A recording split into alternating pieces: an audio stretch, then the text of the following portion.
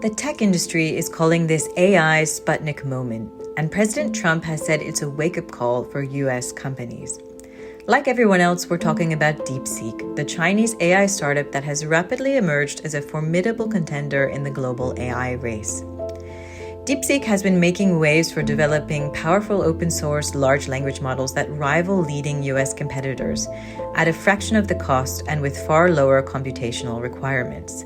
The company recently released DeepSeek R1, a model reported to be 20 to 50 times less expensive than OpenAI's O1 model that is comparable in performance. Meanwhile, DeepSeek's AI assistant, powered by its V3 model, has overtaken ChatGPT to become the most popular free application on Apple's US App Store. The DeepSeek saga raises urgent questions about China's AI ambitions, the future of US technological leadership, and the strategic implications of open-source AI models. How did DeepSeek get here? What does its rise mean for competition between China and the United States? And how should US policymakers respond? This is the Just Security Podcast. I'm Dr. Brianna Rosen, Director of Just Security's AI and Emerging Technologies Initiative and Senior Research Associate at the University of Oxford. Today, we're going beyond the headlines to dive deeper into DeepSeek. We'll explore popular myths and misconceptions surrounding DeepSeek, the technology behind it, and what it means for national security and US policy going forward. Joining me today to unpack these developments are leading experts in the field, Dr. Keegan McBride, lecturer at the University of Oxford and an adjunct senior fellow at the Center for New American Security, Lauren Wagner, research and investor, now with ARC Prize, who previously worked at Meta and Google, and Lennart Heim, researcher at RAND and a professor of policy analysis at the Pardee RAND Graduate School. Keegan, Lauren, and Lennart, welcome to the show. Keegan, we're going to delve deeper into DeepSeek in a minute, but I want to step back and put this all into context. So what does it really mean to lead in AI, and why does this matter? Walk us through why this is such a critical moment in tech policy. I think if we look back at history, we saw how transformative the internet was as one example. And basically, it set the foundation for today's digital economy and countries that were able to take advantage of building out the infrastructure for the internet early on have huge advantages today. My guess, and I think many out there will sort of agree with this, is that AI has the same potential. It's going to be, completely transformative, impact our economies, national security, science, manufacturing. And realistically, there are two countries at the moment who have the capabilities to sort of lead at the frontier of AI development. That's the United States and China. Which are two countries that have also been increasingly, let's say, hesitant to engage with one another, rising tensions, growth in fears of conflict over Taiwan, amongst other things. And so, given the fact that this technology is so transformative and it has such a potential to sort of impact the broader geopolitical distribution of power, there's huge demand to be the country that leads and drives its development. And that's really what sort of sets the foundation for a lot of this stuff. So let's dig deeper into DeepSeek itself and what we know and don't know about it. Now, there's been a lot of debate about the rise of DeepSeek and with these new release of these new models. Lauren, I want to turn to you to unpack what are some of the key myths and misconceptions surrounding this debate. What explains DeepSeek's efficiency gain? Is this really genuine innovation, or is it just following predictable trends aligned with what we would expect to see with industry trends?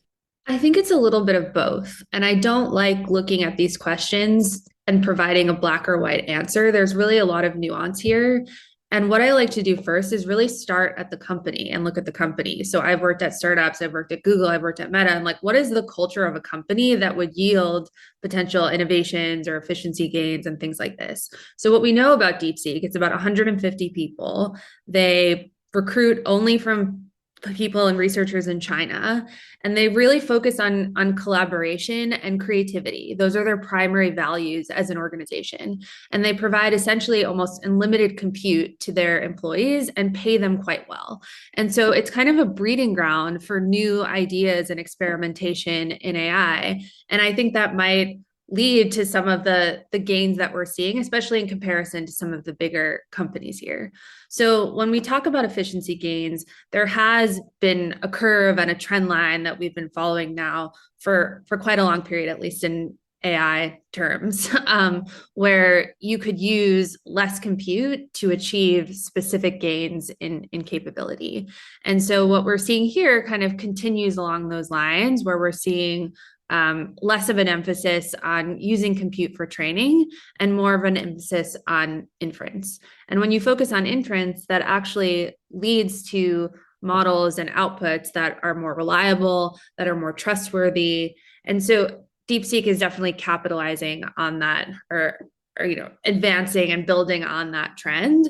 But I do think that and we know that there are special things about DeepSeek that have resulted in algorithmic advancements and other innovations that have led them to be able to achieve greater things than other major labs, especially those in the US. I want to get more into the compute versus inference debate in a minute, but first I want to turn to you, Lennart, to unpack a little bit more how these latest models compare to the leading US models. Basically, how worried should US policymakers be about these developments, and how can we really compare training costs across companies when the leading US companies are not publicly releasing this information? Can we really compare the performance and the training costs, etc., with DeepSeek? Yeah, I think the comparison is a fantastic point. As Lauren was saying, this is a genuine thing. Like there's like genuine innovation happening here. But on your side, we just really have a hard time comparing to what OpenAI, Meta, and all of these other companies are doing, right? We don't know what their latest training costs are. We don't even know the size of these models. All of this is like behind closed doors. And I think this is a trend we've been I would say basically after GPT-3, they stopped publishing and announcing how exactly these models work, what the underlying architecture is, how much it costs. We don't even know the size of the clusters. Again, we don't really know for DeepSeek as well, but it's like a bunch of speculation around it. But we're really in the dark on all of these kinds of things. I think part of the reason why we got so much attention on DeepSeek is they were one of the rare companies who put out the training cost in their V3 paper. Right before, and I've been doing this now for a couple of years, we always try to first estimate the training compute on various different methods based on what we know, and then we try to put cost of it. Whereas like DeepSeek actually put a number on it and used the method there, and which then unfortunately many people got wrong because it's only the cost for the final pre-training run. There's like way more, right? Like buying the hardware costs you way more. You still need to pay your researchers. You have a bunch of experiments, and I think this is like sometimes not being paid enough attention to. And then on your point regarding performance, we had DeepSeek version 3, which was like this big pre-trained model, which was better than GPT-4, and I think roughly on 4.0 performance, which is impressive. I think that's why it caught attention, but I think we saw the most attention just 2 weeks ago with DeepSeek R1, which is basically on par with OpenAI's O1 model, which I think OpenAI first announced in September and then made publicly available in December. And that's impressive performance. It's a leading reasoning model. On the other side, OpenAI hasn't been sleeping, right? They announced at the end of December, and I think just the other day, O3, right? Their next version, the next iteration of this model there. And this is generally what I expect now here. We're entering this new paradigm, which is this test time compute paradigm, this inference paradigm. But again, it doesn't mean we leave the old paradigm behind. We probably will continue innovating at both at the same time to just continue keeping the AI capabilities going up. But in this new paradigm, I expect we will see like more improvements quickly because everybody's now focusing on it. And we now even see, again, researchers from academic institutions also paying more attention to this because it's a fairly compute efficient paradigm, right? With like new ideas there, I expect there more low-hanging fruits. And then generally I expect this year, we will see more innovation there with DeepSeek, but also all of the other companies, again, gaining more capabilities there for relatively little compute.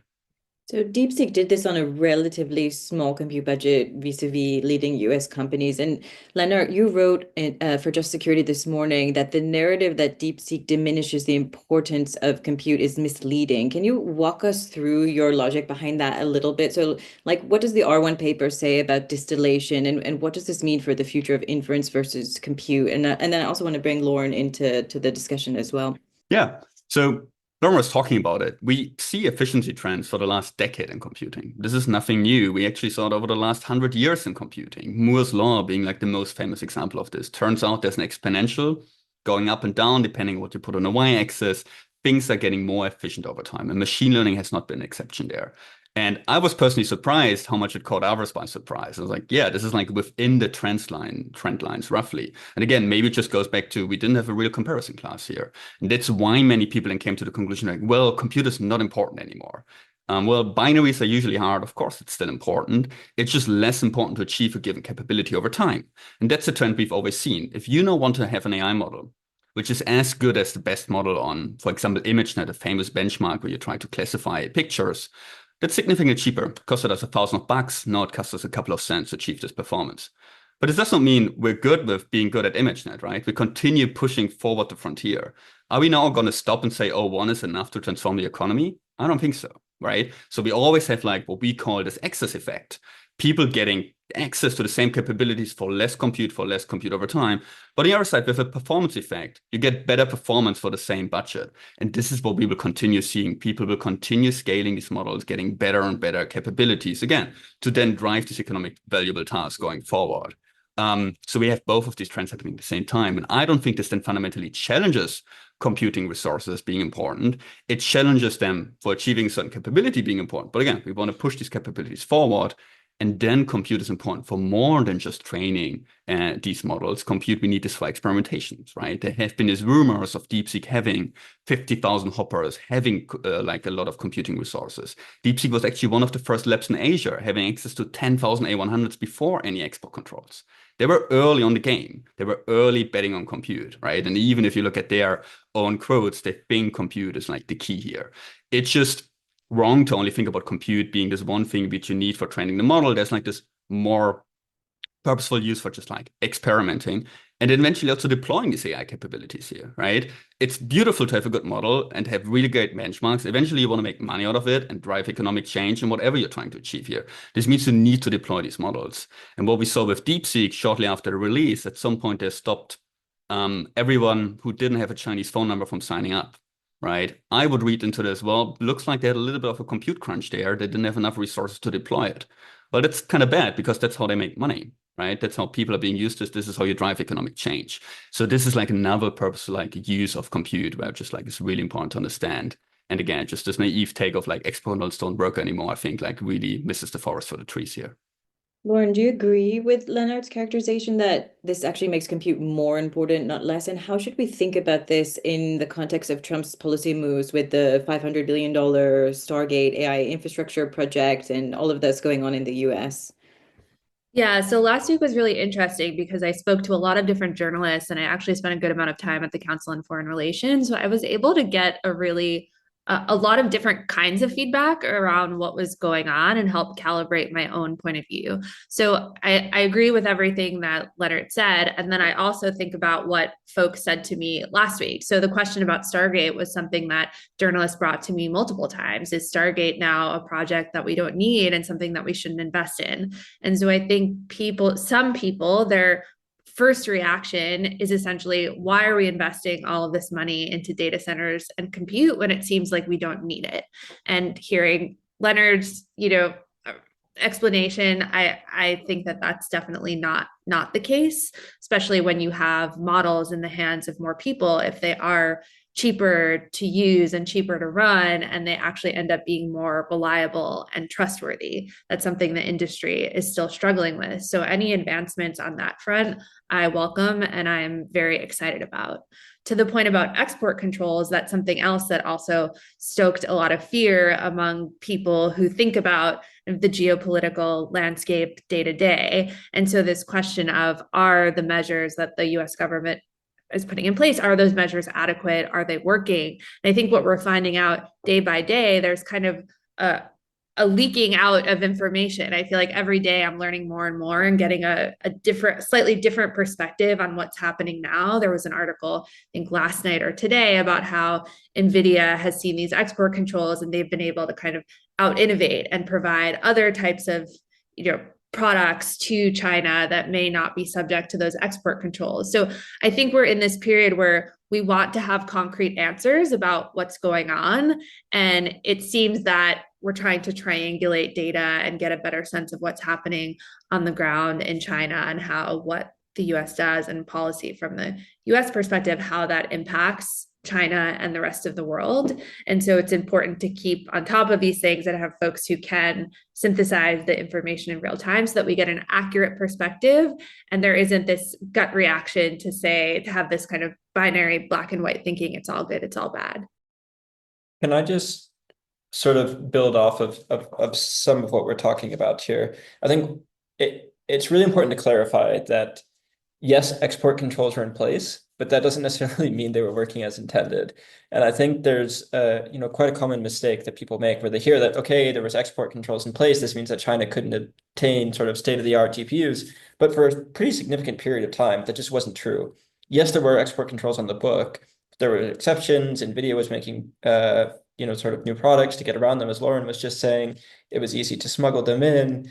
And Keegan, the Biden administration only closed some of those loopholes that you mentioned. They only closed them in October 2023, right? So it's been like a little bit over a year since we've had stronger export controls in place.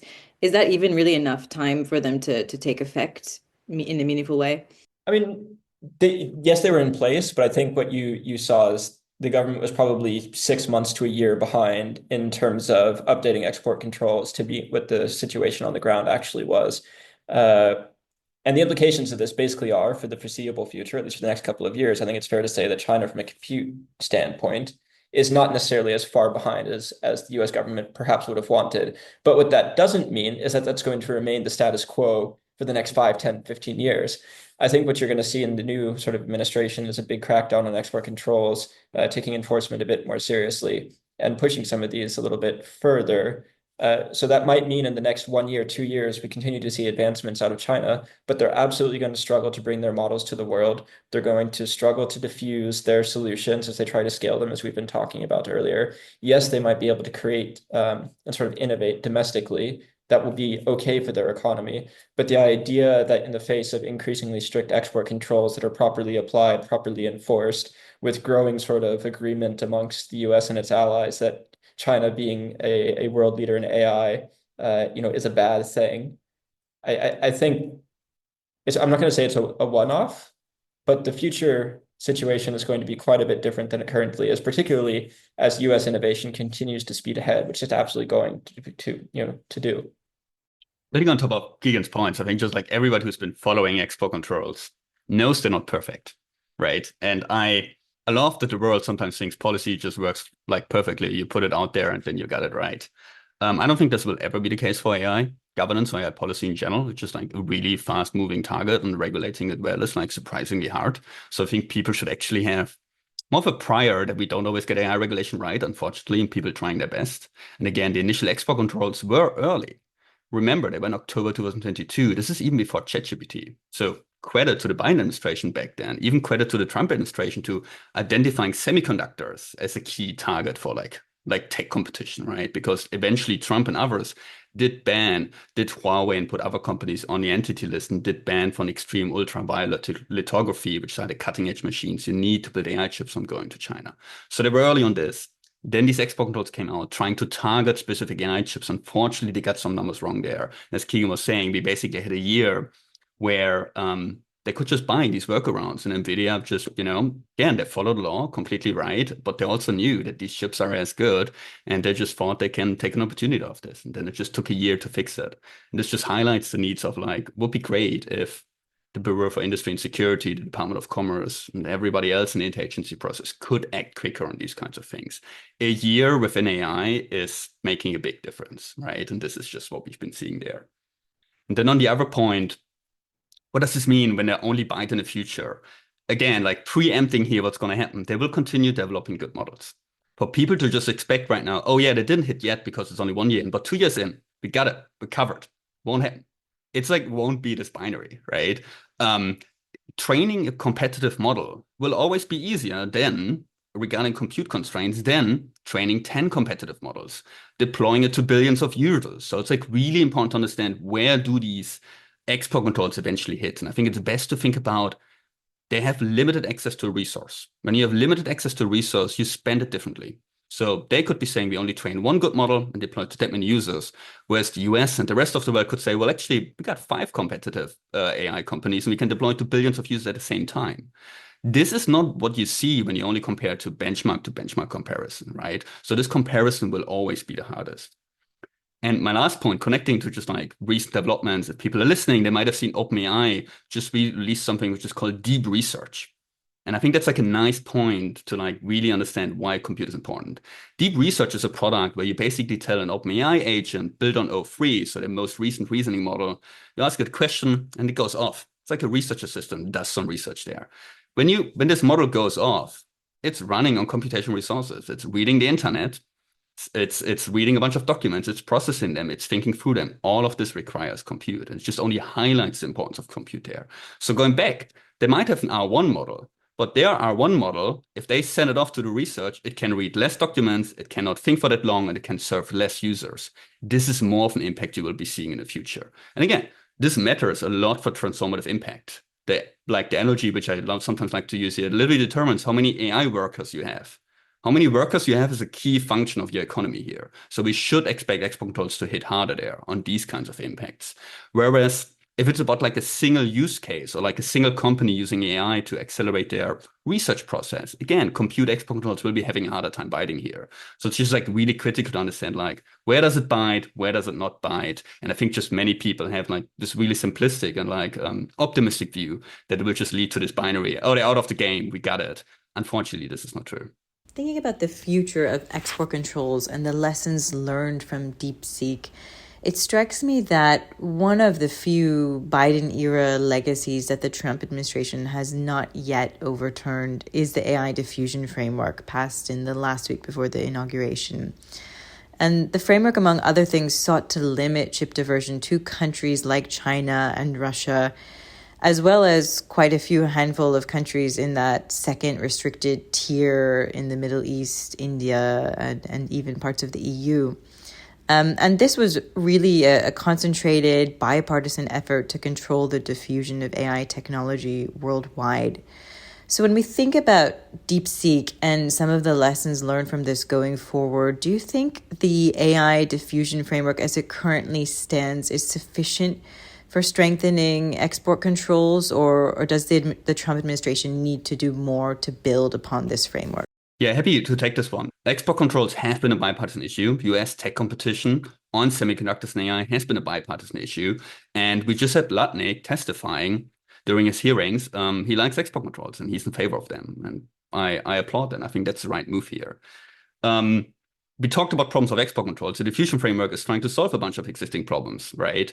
We know chip smuggling is a thing. We know Chinese entities just going to Malaysia and build the data centers there. The diffusion framework is basically trying to solve this. So the way, how would I phrase it is, we got real issues with export controls. The diffusion framework is one way of solving it by making sure that the diversion for other countries is like more limited. And again, the diffusion framework is not only about solving the problem of China and the PRC, it's also about like solving the problem with a bunch of countries in the Middle East, where I think people should also be a bit more careful of how much access to compute they eventually get to. But we should not be mistaken again here that it solves all of the problems. The diffusion framework builds on top of existing export controls, right? This means it uses the same export control classification number as the previous ones. This means the AI chips it controls are still the same. So we just said in October 2023, we patched export controls. We're now covering the H800, H800. But of course, what did NVIDIA do? They developed a new chip, right? This is the so-called H20, which people are now chatting about. And this chip is definitely worse for workloads which mostly rely on computational performance, so the so-called flops, the floating point operations per second, which is mostly the training one. But it's actually a real competitive chip if you think about workloads which mostly require a bunch of memory access, a bunch of read and writing. This is the case because they have access to this high bandwidth memory. Again, don't want to get lost into the technical details here, but there's still a chip out there. It's definitely not the best chip out there available, but it's good for some workloads. And it's been seeing, according to reporting, up to 1 million units per year being sold to the PRC and more. And I think this chip is getting more attention because turns out training is important, but actually this deployment compute, this inference also gets you capabilities, right? And I think this changes like the math on this, where you also think you want to cover a wider range of chips because they now also lead to impacts. And again, and you also want to have a broader impact on the deployment here. So I think people should pay really careful attention to this chip. And again, if you follow the AI developments, this chip just became more important. And the move here might eventually then also restricting it. And notably, in the most recent export controls update on December 3rd, we already saw the Biden administration restricting high bandwidth memory units from going to China. So the PRC is currently not allowed to equip their own AI chips with HBM, with this high bandwidth memory, but they're allowed to buy chips of high bandwidth memory, which are really competitive here. So you could just think this is just like a logical consequence eventually to also trying to restrict this chip. Does anyone else want to jump in on the export control debate? I think that there are two things that we need to sort out here. One is the actual effectiveness of the sort of AI diffusion framework that was put in place. Does it represent an improvement on processes that were in place prior to it? I think, yeah, in many ways. Is the communication and the discussion around it a problem? Probably, yeah. And I think this is, a really important point to bring out, which is that for the past couple of years, to be honest, a lot of the messaging around AI development has maybe not been the best, where there was this idea that AI could be sort of locked down to a couple of companies, that open source was dangerous, that by trusting a handful of companies, we would somehow come up on top, sort of over China. And what that has done, even if that wasn't sort of put in place like as a policy per se, it's just how it's talked about. It has a chilling effect on innovation. We saw companies actually, sort of not engaging with particular partners because they were scared to, or they thought new regulations might be on the way. It wasn't clear what the future for open source might be. On the flip side, China didn't have these same concerns per se and was innovating and innovating and innovating. The US was as well. But with the diffusion framework, we now have a whole bunch of allies, for example, in NATO, who have been classified as tier 2 countries. On some ways, they do actually still have access to compute. They still can access, sort of cutting edge AI models. On the other hand, they've all been told that they're basically second-class countries. And while, in practice, they're still okay when it comes to the access of AI, to the access to compute, it's the messaging. And this is where I start to get a little bit concerned, because the real value from AI is going to be having it scale sort of globally, having different countries engaging with American AI-based solutions, having their economies working with American AI-based solutions. That's much harder to do when they don't think they can trust the US. And what I have seen a lot of, particularly from Eastern European countries who have sort of been lumped into the tier 2 definition, is that they will say something to the effect of, this means that we should start looking towards open source AI. And at the moment, China has the best solutions on the market. The US has Llama. My guess is that we're going to start seeing changes to this sort of ecosystem. But I would just really encourage people to not underestimate the importance that messaging and tone and communication has on some of these things, because there is a big disconnect between the policies, which I think in many ways are actually quite good, versus how they're talked about, which is sending a message that this is only for us and you can't have it and you don't want to trust us. And whether or not that's what's intended, this is certainly how it's being perceived by certain allies. Yeah, and of course, this is an open source model. DeepSeek releases an open source model, which means anyone can download and modify it. And Keegan, you had written for Just Security in June that the failure to foster and sustain open source AI innovation would really have disastrous consequences for the West in national security terms, because essentially it would allow Chinese firms to develop all of these open source AI models like the DeepSeek model, which could form the foundation of the world's critical infrastructure, then thereby also embedding techno-authoritarian values into that infrastructure rather than Western norms and values. So just walk us through a little bit, what are the national security implications of these developments? How does the open source nature of these models affect global AI development, and what does that mean in terms of what US policymakers should do about it? I want to bring Lennart into this debate as well on the open source versus closed source models. Look, I mean, I think what we have seen is that there's growing competition between, let's say, a more liberal and democratically aligned West and a more techno-authoritarian aligned alliance, like including Russia and China. Both sides are sort of angling to set the rules and the foundations for what the future of our digital world is going to look like. We already saw a lot of this, sort of reflecting back to my earlier answer with the internet. We still see a lot of this playing out today with, countries actively working to bring about new authoritarian aligned norms to the sort of governance of the internet. The fact of the matter is AI is going to be incredibly transformative. It's going to reshape how we interact with our governments, how our economies work, how businesses work, how we do science, how we do education. And then the question is, if it's going to be such a transformative technology, who would you prefer is building that? United States, its European allies, China, Russia, India. My gut feeling is that it's a much better future for the world if technology that is going to be sort of a fundamental building block for the way in which the world operates is aligned with Western liberal democratic values. Things like the freedom of speech as one key example. Failing that, you would find the sort of West's ability to influence broader conversations in the tech space, I would say, significantly diminished.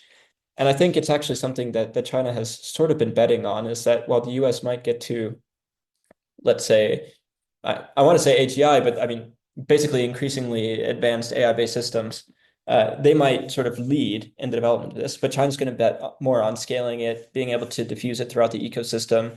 They're working actively with their partners across Africa, Southeast Asia, building up digital infrastructure. And the idea is that while the US might have the sort of biggest, shiniest model, the rest of the world is going to be running on Chinese AI if the US isn't careful. And then the point is that even if you have the sort of big shiny AI object, nobody's using it, what's the benefit there? And we are seeing some of this, like when it comes to DeepSeek, right? One question that I like to ask is it what's scarier, the fact that China was able to create this model, or the fact that basically all of academia and many countries around the world sort of dropped everything they were doing and ran straight to it, right? And I think that's something that policymakers really need to sit down and have a hard think about, which is that if there's a country that can create a model and everybody's willing to just run straight to it and start innovating and building off of it, you probably want to be taking that a little bit more seriously and make sure that you have something to offer as well. And as a similar sort of note, kind of moving away from the US and the China dimension, I hope policymakers in Europe are also sitting down and having a really solid think about the implications of this.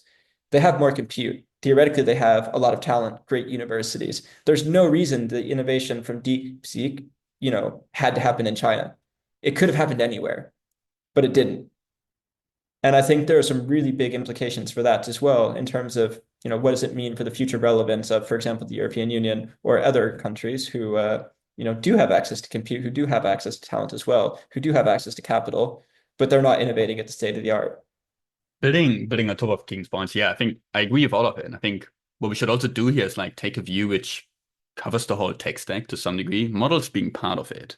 And for some reason, I'm like, with models, I don't even think they're that sticky to some degree. Like I think if Meta would come out tomorrow with a better model than DeepSeek, this would be quickly replacing a bunch of research happening in academia or like other companies using it. The thing which I'm more worried about is like the broader things Keegan was alluding to is like, well, if they come in there in a country, build the whole infrastructure there, build the data centers there, build electricity there, offer 5G, this is more of the sticky architecture thing, and then the rest comes from it, right? Oh, you're already running our chips, you're already running our infrastructure, you're already running on a Huawei smartphone. Oh, here comes the model with it, right? So we just really need to take like the whole tech stack approach here, and eventually trying to counter that. And having good open source models, or at least publicly available models, again, we should also differentiate these two things, might be a key advantage here. But again, like you need like a more holistic approach here, which I think is like totally missing right now. And we are all well aware of the Chinese digital Silk Road, where they're trying to make such an offer. One thing which I would say, and like connecting it to the previous point, is like if we look at the diffusion framework here, to some degree, the diffusion framework is trying also partially to solve that. There is a thing you can basically say, it's like, you guys are using our AI chips. Sorry, no more ties to these entities, no more Chinese models, for example. Again, this would be another blunt way of using it. It's technically fully legal and within the realms of export controls, and you could do so. I don't think one should do so. I think one should actually just like have the better ecosystem, the better tech stack to offer, and think about it. The question which I would actually pose to Keegan is like, how do you think this will go forward? Do you think just like the CCP will continue allowing all Chinese AI companies to like publish their open models? Because interesting, what we see is actually DeepSeek censoring mostly happens not on a per model level. There's like something going on there, but most of the censoring is actually like on their deployment level, right? Like it happens after the model has done it. Do you think the CCP and others will be like worried about these kinds of things again, if like the open models is like less censored and to some degree like could also just undermine the regime in there? And now DeepSeek has all of the attention. Should we just expect it goes forward and it will continue open sourcing or publishing these models? Look, my perspective on this is people said the exact same thing about the internet, and that it would be like trying to nail Jello to the wall. You couldn't control it, and China wouldn't be able to do it. And we would see the fall of authoritarian regimes, the sort of spreading of democracy. And what we've seen is the exact opposite, with authoritarian countries actually having quite high internet penetration rates, which have been able to effectively leverage control of the internet to sort of improve their ability to surveil and control and grow in power the same way. There's nothing that I see about AI that would suggest we're going to see something different. I think it's absolutely the case that China's going to be concerned about, the sort of content that can be generated by AI-based systems. They do have pretty robust regulatory frameworks internally. They do have sort of standards in place to ensure sort of alignment with, let's say, party thought and whatnot. But the idea that they're going to walk away from AI while the US is racing ahead, I just don't see that happening. And then the next question is like, okay, could they sort of survive with a closed source AI-based ecosystem? And I just don't see how that could happen when you see China committing to open source across the entirety of the tech stack. They're huge supporters of Linux. They're making investments into sort of like RISC-V architectures. They're working on developing open source operating systems for their mobile devices, for their desktops and laptops. Basically, across the entire tech stack, China's all in on open source. And part of that is a response to sort of pressure from the US and its allies to push them there.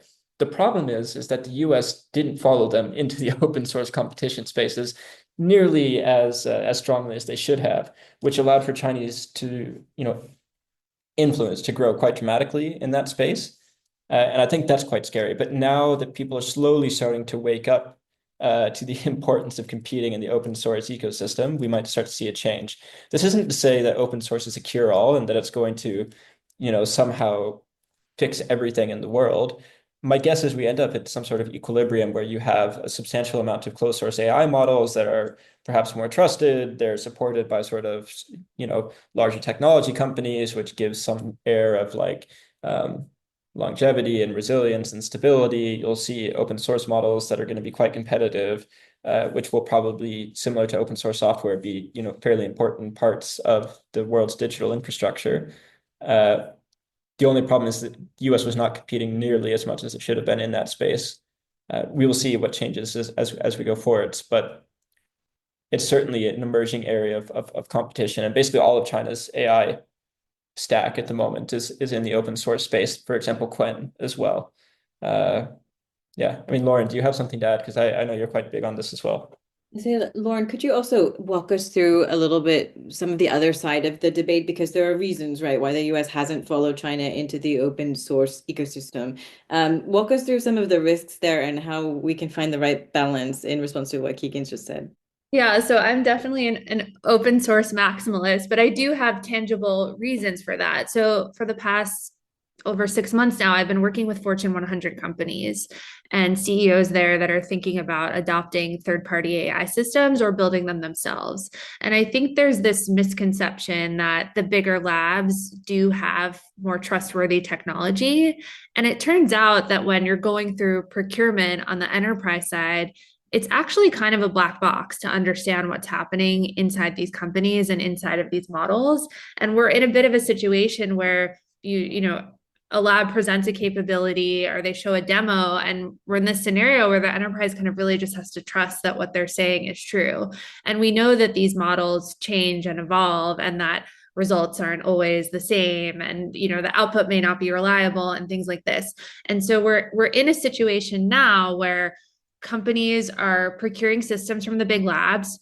Part of that is they think, they're big. If something goes wrong, we can sue them. They have money, and if something goes wrong, we'll figure out how to recoup some of our investment.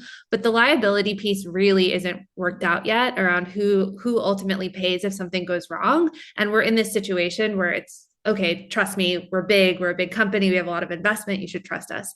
And what I'm hearing when I speak to some of these internal teams is they actually prefer open source because they can pull the models into their own environment and do whatever tests they want. So they can probe, they can understand how they work. And that's not how things occur when you're testing closed source models. And so I would say that there's not only, it's fun to talk about kind of the geopolitical dimensions and the global dimensions of open source, but even when you zoom into one specific company that touches the lives of many Americans or whatever it is that they operate, oftentimes they do prefer open source. And we could talk about the safety dimensions of open source as well. I know people, DeepSeek released their model weights, which is interesting and novel, and most companies don't do this. And there's a lot of talk about whether this is dangerous and enabling people to do dangerous things, nuclear risks, bioweapon risks, cyber attacks, things like that. And also it's not all black and white, and things are moving quite quickly. And so for me, the affordances of open source outweigh the risks of releasing model weights at this point in time, but it is important to track what's happening there, and as models improve, what capabilities are enabled by new advancements. And when you have these weights available, what does that kind of catalyze for the end user? So I think it's important to track. So from a kind of like major existential risk perspective, there's a lot going on there.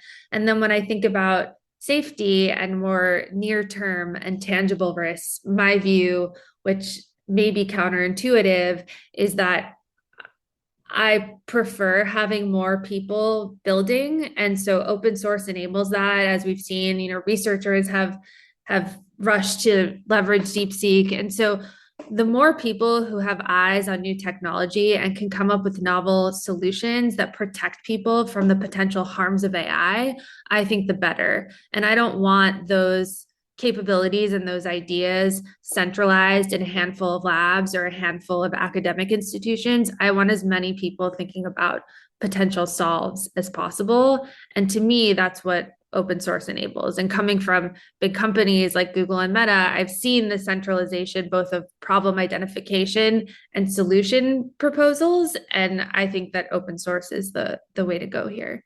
And it is really interesting because, of course, right now the US and UK are spending significant resources on AI security and questions like how do we protect model weights from cyber theft, particularly from more advanced systems which might not be available now, but at some point in the future, like, with the report that Zelenevo and his team put out at RAND, like if we have more advanced AI systems and we need to protect them at a level 4, level 5, like what does that look like and what resource should be put to that? So it is a really interesting debate that is going to change over time as the technology advances, and I think it's quite telling. But we've talked a lot about some of the risks and like the national security implications at the global level. What about security risks to users? Because there's also been some debate over the extent to which DeepSeek poses security risks to users by collecting personal information that could be shared with Chinese government, for example. I've heard it been referred to as like the TikTok problem on steroids. But that's not exactly the whole story, right? Because the app will collect personal information if you register with your email address, but there's a lot of workarounds. You can download the model and ask it questions directly without having to go through the company processing the request.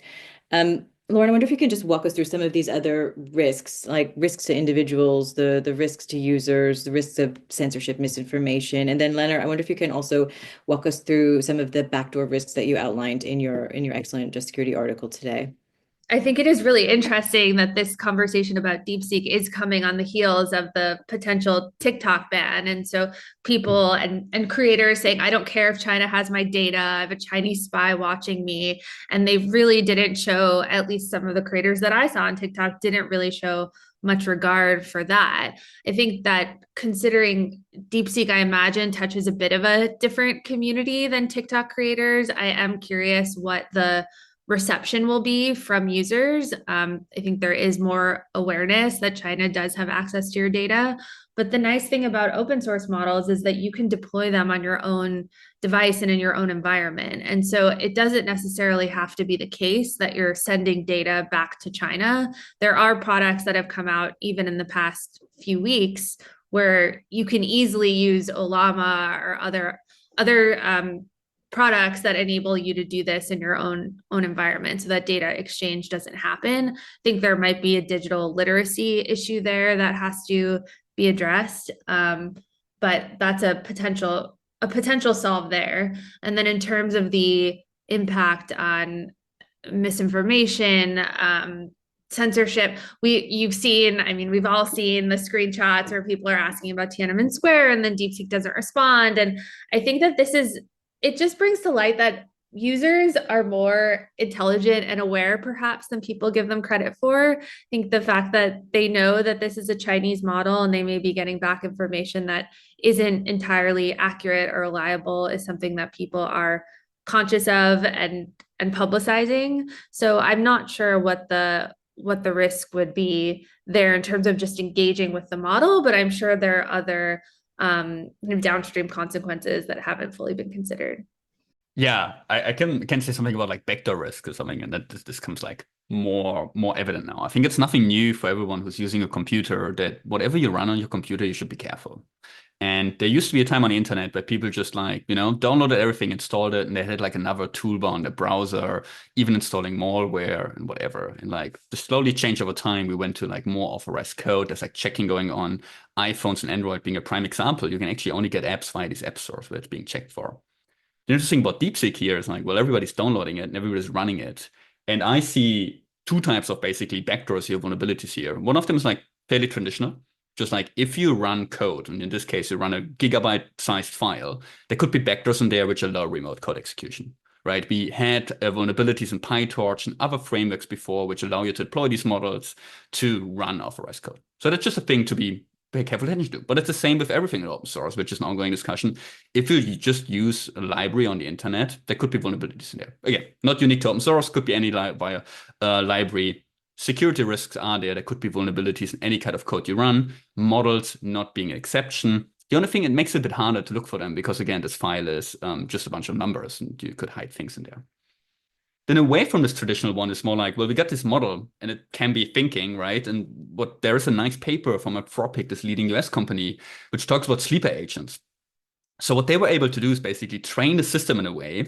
If you gave it a specific trigger from writing good code, it started writing code with backdoors. It started writing malicious code. And I think that's the thing to be worried about. Like these models can theoretically be trained under certain conditions, under certain code words. They change their persona, they create malicious code. They start saying different things. And that's really, really hard to check for, right? Like you need to know what you're searching for there. And like these models have like so much, again, ingrained knowledge being like gigabytes of files.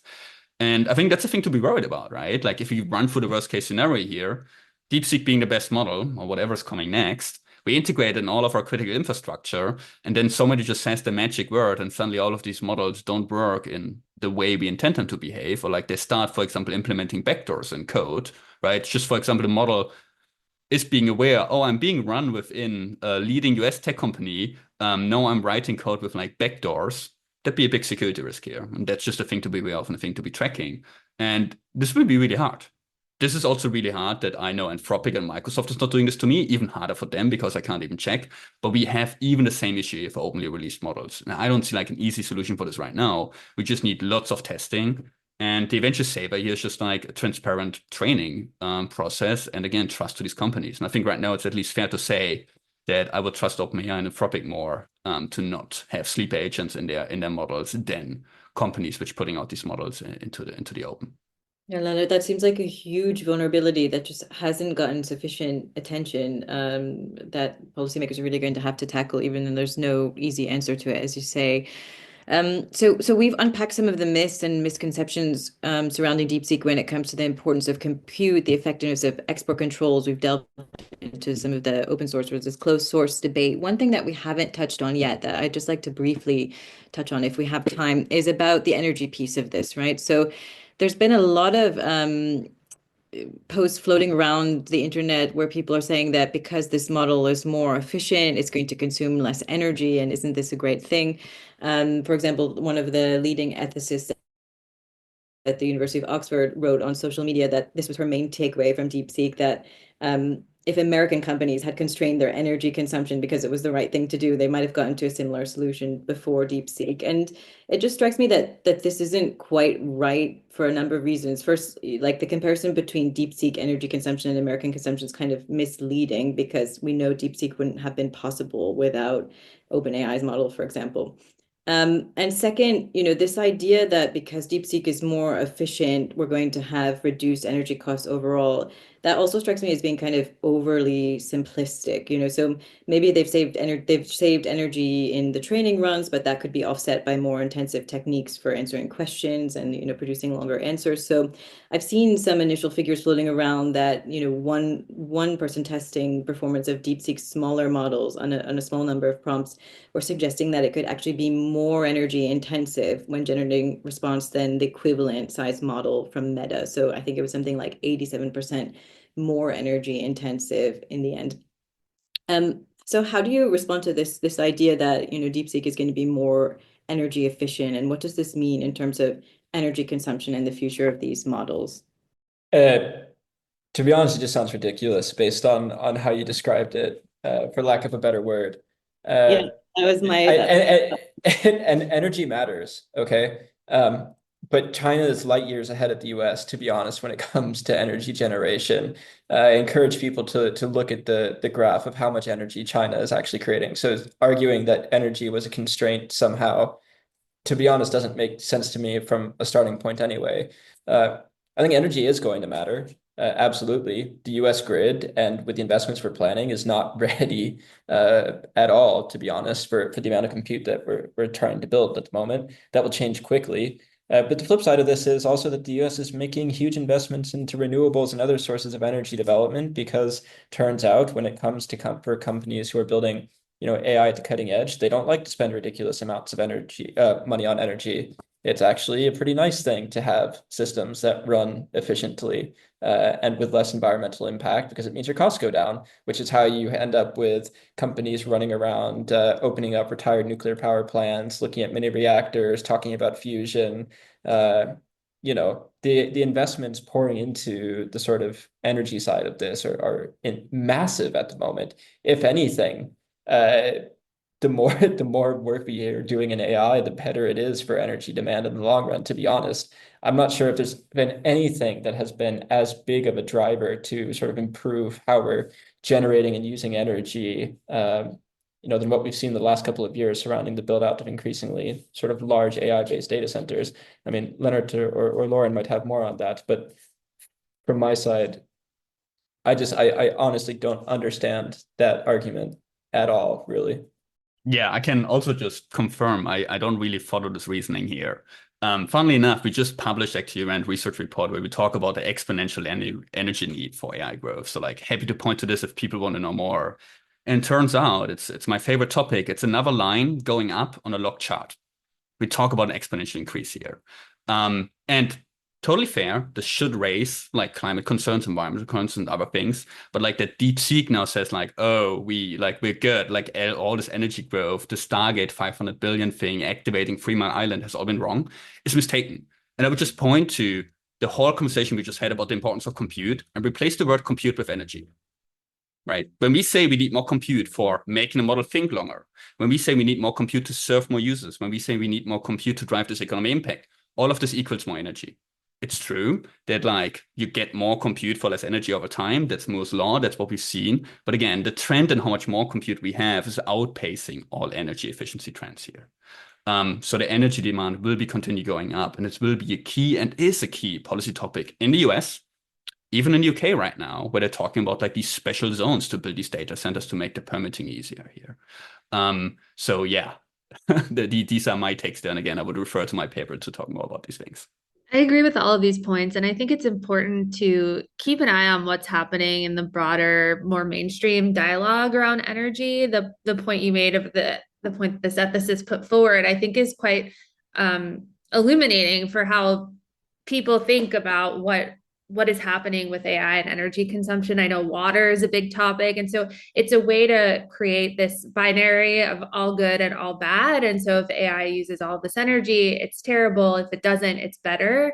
And so I think that that's a conversation that continuously needs to be recalibrated as more information and data emerges. And I'm very excited about the market opportunities that are emerging, like financialization of energy consumption and things like this. And people are innovating to develop clean energy and do it in a way that is more sustainable moving forward. Yeah, it's exactly my perspective as well. I just didn't understand the argument, but I think it just points to the fact that there are so many misconceptions surrounding DeepSeek, like the fact that it's more efficient on the compute side means less energy consumption and therefore it's somehow more ethical than what American or European companies have done. Just shows that I think people that are talking about the ethics of this and the environmental risks of this really need to dig deeper into the technology itself to understand where this is going and what this means. Well, we're almost at time here, so I just want to ask each of you if you can reflect really briefly about, so given all of the things that we've talked about some of these misconceptions surrounding DeepSeek in the popular domain, is DeepSeek really a Sputnik moment for AI? I think I know some of your answers based on our conversation, but like you to each briefly reflect on that by way of closing, and then where do we go from here? So what does this signal in terms of what we can expect to see 5 to 10 years out, realizing that AI development, of course, is neither linear, it doesn't progress in a linear line, but it's difficult to predict. But where do you see this heading in the next 5 to 10 years? It's quite a big question. um, I mean, in terms of AI, I think this, not that it was necessarily a Sputnik moment, but just that this is a global flashpoint for AI development and diffusion. And I think most people hadn't really been paying attention, it seems. And so maybe for us that are in the industry and see this day to day, it kind of followed along specific trend lines. And maybe it was interesting that it came from China and not another country. And that kind of changes how we view things and what our work might look like moving forward. But I think it really was a moment for people outside of the industry to wake up. And I don't know that my concern is that they don't necessarily know what it means, like what follows from here and what should my as an individual, what should my takeaways be? But for me, as someone who works in AI and AI governance, it's only that AI diffusion will continue. The technological capabilities and the advancements are continuing at a rapid pace. The reliability of agents is incredibly important to me because if we want AI to be used in our day-to-day lives and critical industries, they need to be reliable, trustworthy, and safe. And so I think this changes the conversation a bit and provides more opportunities for helping to facilitate that. Lennart, Keegan, either of you want to jump in? Sure, happy to. Yeah, I wouldn't call it a Sputnik moment. I think it definitely caught me by surprise how much it caught others by surprise. So, we should all, like, I think, yeah, it's always nice to like, wait, we said this a year ago. It's not enough. Keegan wrote about open source half a year ago. But it turns out now's the time to push it, right? Now we have like this public attention talk about it. It just really hit home like a couple of sweet spots. US-China tech competition, all of it during Trump's first week. It hits on open source models versus closed model weights. It talks about export controls, which has been a topic. Are we getting these right? All of these are important topics. All of these have different policy implications. All of these things need to be thought through. The thing which I would just not forget here is, like a couple of months ago, people are saying, oh, we're hitting the limits of AI. I'm like, well, it doesn't really look like it, right? Like the line continues going up. AI capabilities continue to improve. And I think this should like be a broader message here. I'm glad everybody's freaking out about all of these different topics here. I think we should more broadly think about like increasing AI capabilities and what it means. OpenAI just released deep research. And again, if researchers are listening to this, give it a try and compare it to your research assistants. I think they have some actual competition right now, and these things will have economic impacts here. So going forward in a couple of years, we need to think about all of these topics. We will need to continue iterating and improving export controls and be more agile about them. We need to think about the open and public debate, and I think we had a great discussion here, and I think it will be really hard to strike the right balance here. But we also need, in general, like try to manage increasing AI capabilities and see how they will impact our society and our world, and then how they will diffuse around the world. Could easily be the case. Again, you ask about 10 years out there. I generally only talk about the next year with an AI. But if we look 10 years out there, I think we could easily imagine a story like how we missed the boat on diffusing AI technology and China built out the digital Silk Road here, right? So we got the diffusion framework right now, which is a nice protect move. But we need like more of these promote moves and actually get the tech out there, build these ecosystems, and only building the best models won't be enough. Build the infrastructure, give out the smartphones, give out 5G, all of these other things. Otherwise, you might be looking back at, again, 10 years from now, and we lost the AI ecosystem, not because we don't have the best models, because actually we didn't get it out there, we didn't give it to the people. And again, we need to do all of this while managing the security risk. And I think this will be a fundamental challenge. I think from my side, also definitely not a Sputnik moment. If anything, it actually just reaffirms American dominance in the field. We saw that compute was a barrier. We saw they had to react to that. We did see that DeepSeek had problems scaling this when it got international attention. However, it also shows that don't underestimate China. They have made this a strategic priority. They're pouring huge amounts of resources into this. They want to be the world leader. They are building out the world's infrastructure to be able to run AI-based systems. Yes, they can do that, to be honest, with their domestic chips at the inference level as the production capabilities start rolling out. And that's something that we need to be prepared for. It was only a couple of months ago, we had senior law makers in the US saying that the PLA's use of an outdated open source llama model was a national security threat. And then a couple of months later, we're talking about the new Sputnik moment, how out of the blue, China is somehow, light years ahead of us. That's not true. But the US has made a mistake, not everyone, but a number of folks have made a mistake in underestimating China and their capabilities. And we have seen that China is incredibly talented and is capable of innovating across the entirety of the sort of emerging technological infrastructure, not just AI, but I'm thinking 5G, quantum, IoT, solar, etc. Now, what this tells me, and kind of agreeing with some of the things that Lauren and Lennart have been saying, is that the US definitely has the protect side down. I think the US understands the necessity of export controls related to compute. This will help build a moat. But where there's still substantial opportunity to do more is on the promote and the innovation side. So how do you encourage more innovation domestically? How do you encourage, the development of a broader open source AI ecosystem? How do you create the sort of ecosystem that will encourage, more development, more innovation, but also on the promote side? How do we make sure that the rest of the world is coming to the United States to work with us on building out what, to be honest, is going to be the future global digital infrastructure? What does it mean for the United States to be able to make sure that its AI-based solutions are used across Europe, Africa, Southeast Asia, South America, and so on, and not China's? So looking forwards, Sputnik moment, not so much. I think the US is still comfortably in the lead. Yes, they should take it seriously. But to maintain that lead, in addition to the protect, they have to take the promote and the innovation part seriously as well. Well, thank you so much, Keegan and Lennart and Lauren. This was a really good conversation. I'm glad that we had an opportunity to dig into it a little bit after some of the hype has passed and people had time to think through what's going on. Thanks for having me. Thanks for having me. Thank you. This was great. Thank you all for those insights and the rich discussion. DeepSeek's emergence has certainly captured global attention, particularly in Washington, D.C., but as you've all underscored, it's hardly the AI apocalypse. And as we've discussed, the U.S. maintains a leading position in many key areas of AI development and deployment, and it's well poised to stay ahead of the global AI race, provided policymakers and industry leaders continue to adapt. We'll be watching closely as the debate on open source AI continues to unfold and tracking whether this moment truly reshapes the global balance of power when it comes to AI, or simply drives more investment and innovation within existing ecosystems. That's all for this episode of the Just Security podcast. I'm your host, Brianna Rosen, and this episode was produced with help from Paris Shaw and Clara Apt. A huge thank you to our guests, Keegan McBride, Lauren Wagner, and Lennart Heim for generously sharing their expertise and insights. If you enjoyed this conversation, please leave us a 5-star rating on Apple Podcasts or wherever you listen, and be sure to visit our website, justsecurity.org, for more in-depth coverage of AI and emerging technologies. We'll be back soon with another deep dive into tech policy. Until then, thanks for tuning in.